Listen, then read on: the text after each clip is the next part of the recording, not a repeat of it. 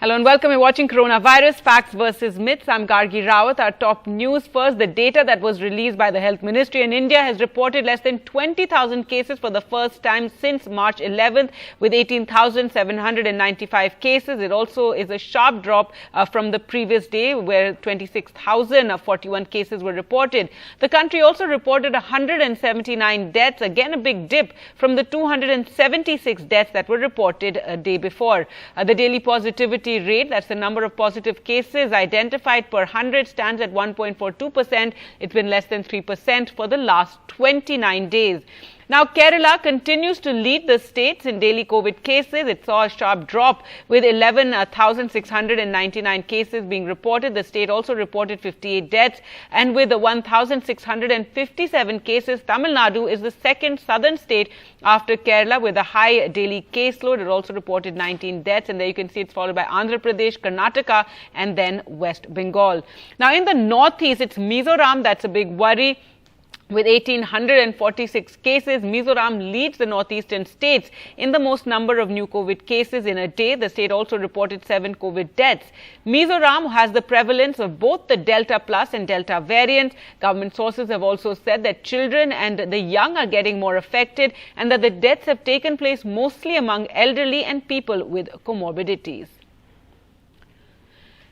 And let's take a look at the vaccine numbers now. The cumulative number of COVID vaccine doses administered in the country, in fact, yesterday it has crossed over 1 crore doses given on Monday. The daily COVID vaccination in the country had crossed 1 crore for the first time on 27th of August. And the health minister also tweeted this was the 5th time that vaccine jabs have crossed that 1 crore mark.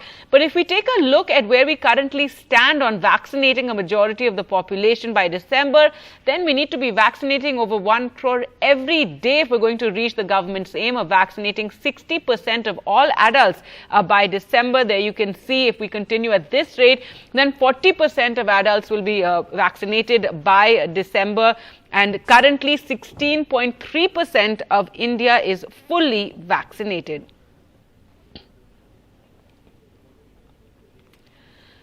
Now, the big issue we're discussing today on the show, COVID may be associated with cognitive decline and acceleration of Alzheimer's-like symptoms. Is what researchers have claimed.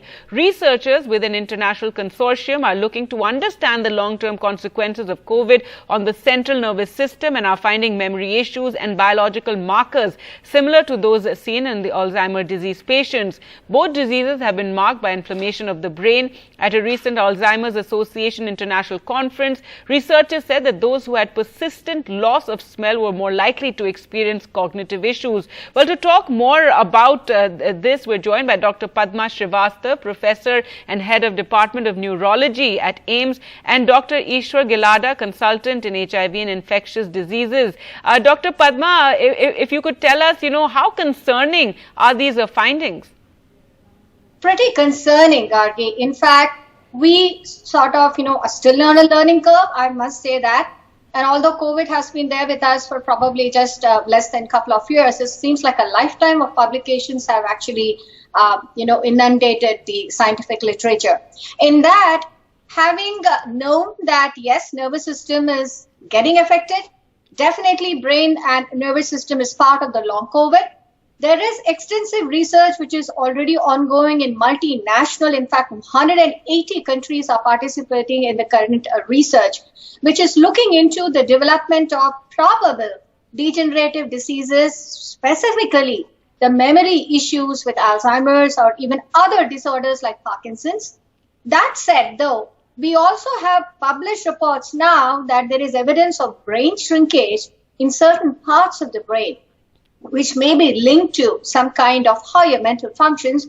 And you already know about the term, the mental fog, which has been described with long COVID, which essentially is associated with a lack of executive function, with the alertity and clarity with which we would perform our daily activities, and those activities which were so easy to us pre-COVID seem to be so difficult post-COVID. So that kind of a confusion and little lack of memory and associated with a mental fatigue. So long COVID has amongst its 200 odd, the features which have been described in long COVID.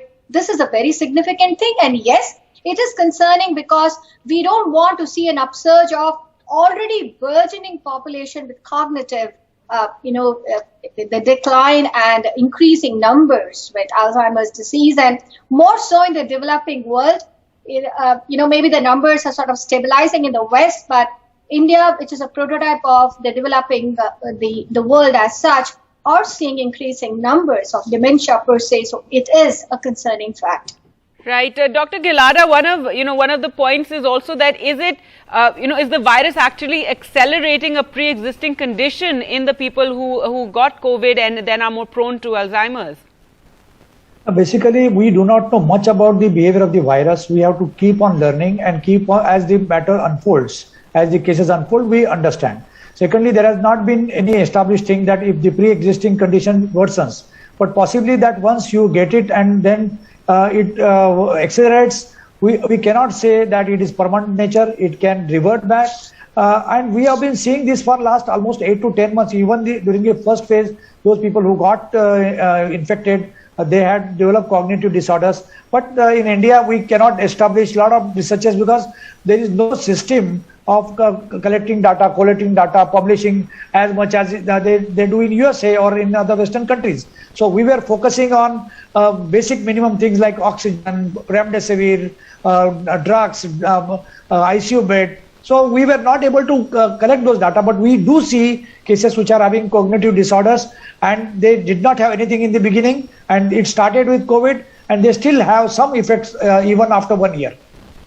All right, yes, the long COVID and the fog that we're talking about. Dr. Padma, is it also in people, mainly the elderly, those who are above the age of 60? And the researchers have said they found biological blood markers also found in Alzheimer's patients. If you could explain that to us. That's true, Gagi. So they have seen that just as is with any severity of the COVID illness, it's also been seen that even the cognitive issues are mostly seen in people who are elderly, who have other comorbid conditions like diabetes, blood pressure, brain strokes. In fact, those who have had strokes and other issues, and also who had severe illness like, oxygen lack per se. The reasons, the hypothecated reasons for the involvement of brain has been multiple clot formations, also the amount of cytokines and inflammation that has happened, the immune mechanisms, and as well as that the direct viral hit, which is still to be proved, of course, as Dr. Saab also had said. That said, now there is evidence that in form of biomarkers, biomarkers are essentially those physiological attributes you can associate with a function. So they've seen biomarkers like, say, for example, in Alzheimer's, typically you must have heard of this term as beta amyloid plaques, okay? Something like tau protein. These are very commonly described, and they've found these in the CSF, the biological, the fluid from the brain, as well as in the blood. And they've actually seen even on functional imaging, which is, those sort of an advanced imaging techniques of the brain, they've actually seen less of glucose being uptake in certain parts of the brain, which also corroborated with these kind of diseases. So yes, there have been biomarkers now identified which seem to correlate that these individuals may be going on to develop that, and also correlate the problem that they're having in their cognitive domains. But 30 seconds more, Gagi. Right. When we talk of cognitive domains, it's not just only a memory we are talking about. Cognitive domains are 6, which are, which sort of comprehensively tells us about our brain functions, which includes language, the choice of words and what to use, the entire language, your social connect, your emotional behavior, and executive functions, as I said before, the reflexly and the use and the learned activity that we perform. Besides memory, so all these domains are being looked into, and they're finding biomarkers for that. All right, and Dr. Gilada, clearly we need more studies on this subject. As you said, it's been such a learning experience for all of you doctors and researchers, even for us in the media, just, seeing all these studies coming about. But clearly we need a lot more research. And also, if somebody is worried about this, is there anything that they can do, get themselves tested, etc.? You see, basically, we must understand that initially it was thought that COVID is mainly respiratory affection, but it has also vascular affection. So not only brain, even heart is affected. there is a cardiovascular affection also. And there are a lot of other issues. So it becomes a multi-systemic disease. And that's what we are seeing. So what we should see is, as Dr. Padma said, that oxygen requirement is very important. So once the brain goes in hypoxia, some damages may be temporary nature, but some damages could be permanent nature. Similar things would be blood supply in the system. So there could be some of the issues which may be of permanent nature. So we need to avoid that. So as early as whenever you are able to detect some problem, you manage them properly. Oxygen is the prime important thing, and cytokine storm. If at all it comes, it is just like we have seen in HIV, iris phenomena, immune reconstitution inflammatory syndrome, in which the existing conditions become worsened. And then somebody may die of that iris also. Similarly, in cytokine storm, people die also. So we need to manage cytokine storm properly. We need to diagnose, and where the person needs hospitalization, where the person needs proper oxygen supply. And that if we manage that, I think that is only we can do.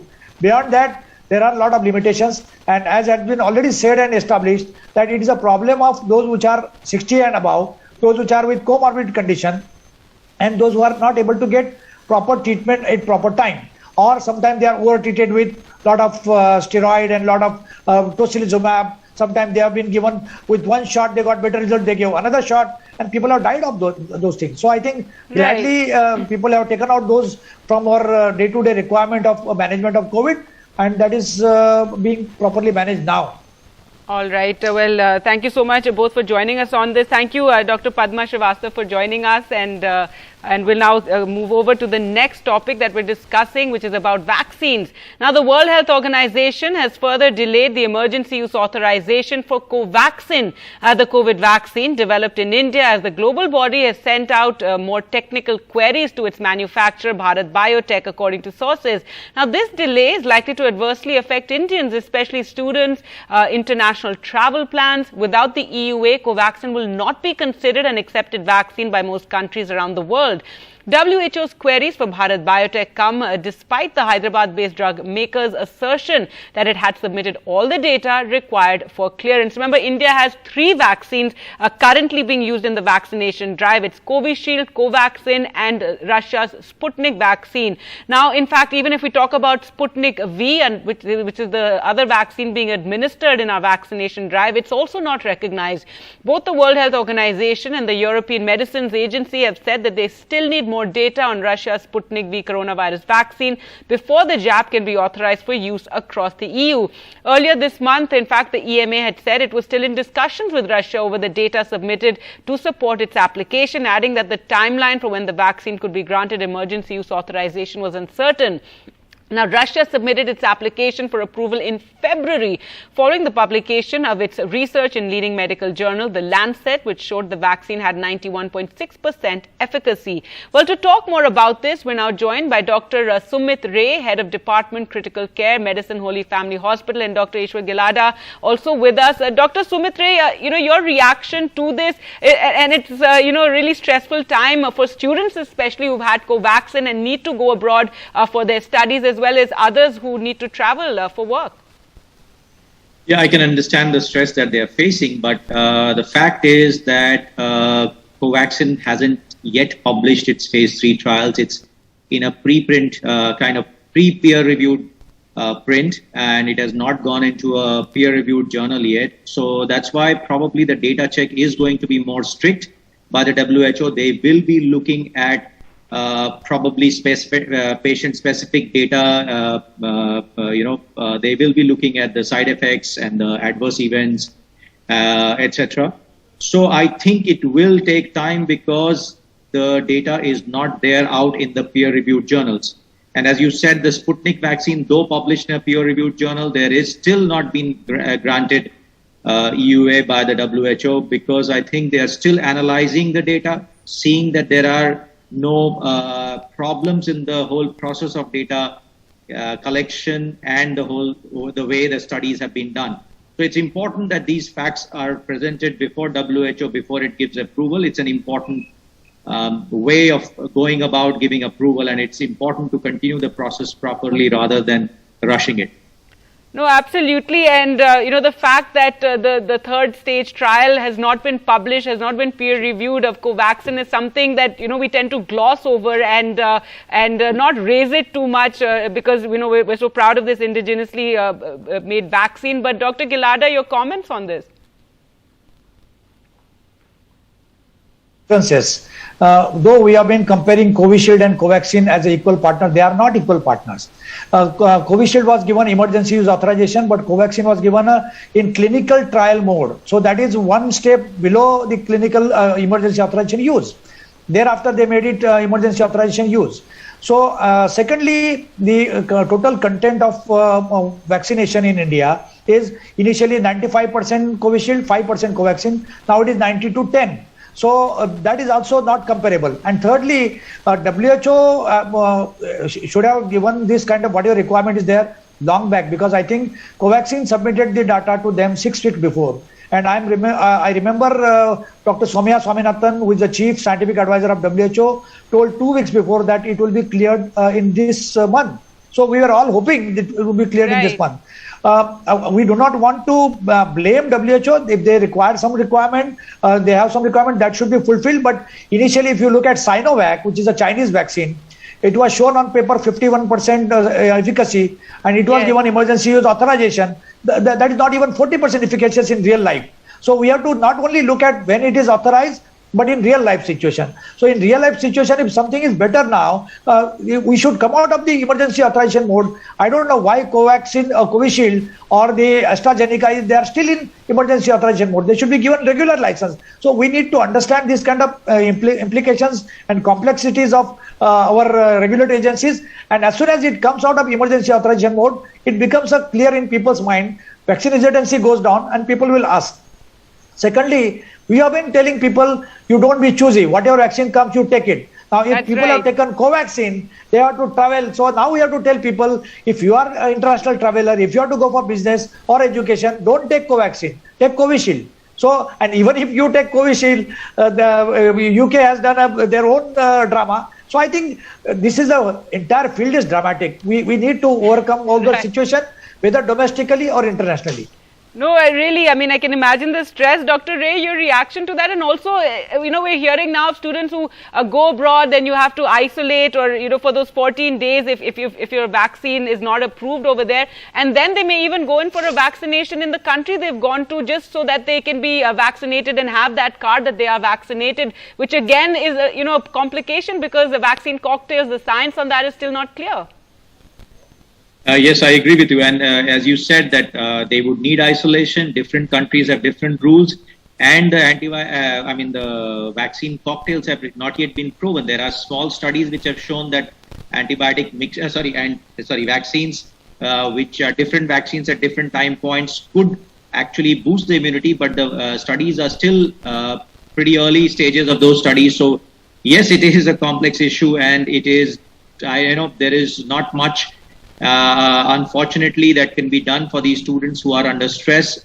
Probably the best would be to follow the guidelines of that specific country that they are going to and accept the fact that they may need 2 weeks of isolation there. Right, and when WHO says technical queries, what exactly do you think it is that they want to know further? And you did point out about the third phase trial. So the technical queries, are you asking me? Yes, go ahead. Yeah. So the technical queries, we don't know what they're asking for, but probably the technical queries would be related. They may be looking at individual patient data. The individual patients who have been given the vaccine, how were they tracked, what happened to these individual patients, because there were certain issues which were raised in Bhopal, if you remember, about, data which was not released properly, etc., about Covaxin. So all these queries probably may make WHO a little doubtful about how the data was tracked, how the vaccination process was continued, etc. So maybe because of that, but I can only speculate. These are all speculations. I don't know what they're exactly asking. Dr. Gilada, final word on this. I'll have to wrap soon. So basically, the world still looks India as one of the colonies of Britishers. They say we have a very high standard. Very high standard means a double standard. So high is a double standard. And that kind of double standard situation, that people taking Covishield from anywhere in the world is acceptable, but people taking Covishield from India is not acceptable. And now suddenly they come out with a simple thing like we need date of birth rather than age of birth, age of the person. So I think these are all double standard we should overcome, and we should have kind of diplomatic handle from India. We should have our country is much more magnanimous, like what we are saying, that when we open tourism, we'll give 5 lakh visa free. Why should we give visa free? So we are both welcoming, and we don't see how they are treating us and how we should be treating them. All right. Well, I'll have to leave it there. Thank you so much, Dr. Gilara and Dr. Ray, for joining us on the program. Thank you.